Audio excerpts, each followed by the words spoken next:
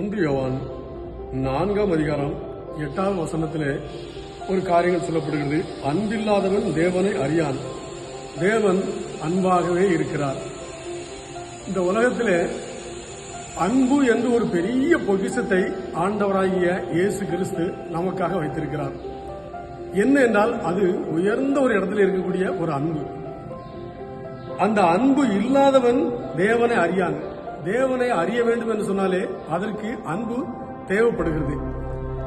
தேவன் சகலத்தை உருவாக்கினவர், சகலமுமானவர், சகலத்துக்குள் இருக்கிறவர்.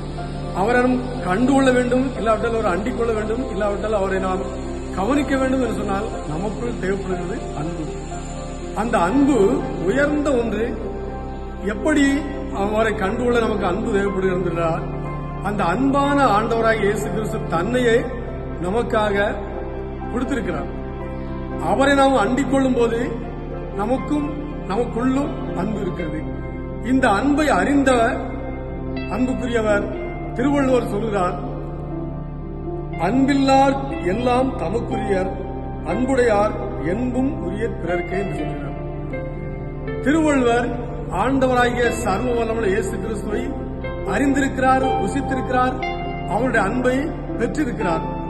ஆகையாலே அவர் சொல்கிறார், அன்பில்லாருக்கு எல்லாம். அன்பில்லாத ஒரு மனிதனிடத்திலே எவ்வளவு கொடுக்கப்பட்டாலும் எவ்வளவு கிடைத்தாலும் அவன் தனக்கென்றே வைத்துக் கொள்கிறான். ஆனால் அன்புடைய ஒருவன் தன் உயிரவே பிறருக்காக கொடுக்கிறான். இயேசுவும் அவ்விதமாக நம் மீது, இந்த உலகத்தில் உள்ள சகல மனிதன் மீது அன்பாக இருந்தவர்களாலே தன்னுடைய உயிரையும் கொடுத்திருக்கிறார். அது நம் மீது அவர் வைத்த ஒரு அன்பு. அப்படிப்பட்ட ஒரு அன்பை நாம் பெற்றுக்கொள்ள வேண்டும் என்று ஆண்டவர் விரும்புகிறார். அப்படிப்பட்ட அன்புள்ளவர்களாக வாழ ஆண்டவர் உதவி செய்வாராக. ஆமென். 1 யோவான் 4ஆம் அதிகாரம் 8ஆவது வசனத்திலே ஒரு காரியங்கள் சொல்லப்படுகிறது. அன்பில்லாதவன் தேவனை அறியான், தேவன் அன்பாகவே இருக்கிறார்.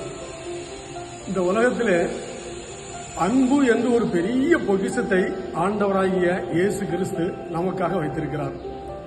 என்ன என்றால் அது உயர்ந்த ஒரு இடத்துல இருக்கக்கூடிய ஒரு அன்பு.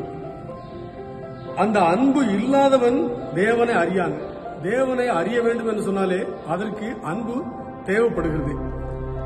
தேவன் சகலத்தை உருவாக்கினவர், சகலமுமானவர், சகலத்துக்குள் இருக்கிறவர்.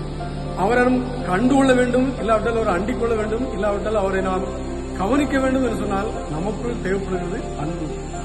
அந்த அன்பு உயர்ந்த ஒன்று. எப்படி அவரை கண்டுகொள்ள நமக்கு அன்பு தேவைப்படுகிறது? அந்த அன்பான ஆண்டவராக இயேசு கிறிஸ்து தன்னையே நமக்காக கொடுத்திருக்கிறார். அவரை